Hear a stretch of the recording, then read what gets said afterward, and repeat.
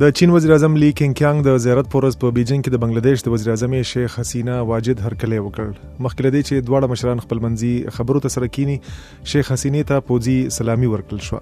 ټاکل شوی چې نوموړی به د چین په دالیان ښار کې کېدونکې په یوه نړیواله اقتصادي غونډه کې هم ګډون وکړي. د سودان پوځ او دغه هیواد د اپوزیشن ګوندونو یوې نماینده جرګې د شروع په ورځ په خرطوم کې د راتلونکو انتخاباتو د سمبالښت پر چارو خبرې وکړې. د سودان لپاره د افریقایي هیوادونو استازي محمد الحسن لیبات خبريالانو ته په غونډه کې د شو خبرو په اړه معلومات ورکړل او ویل چې مذاکرات به د زیارت پر ورځ هم جاري ووسي. فقط تقرر په غونډه کې پریکړه وشوه چې پوځ به ټول سیاسي بندیان خوشي کوي. بالاحداث السیاسیه د سودان اپوزیشن ګوندونه له 13 اپریل میاشتې راهیسې له پوځه د واک پرېښودو غوښتنه کوي.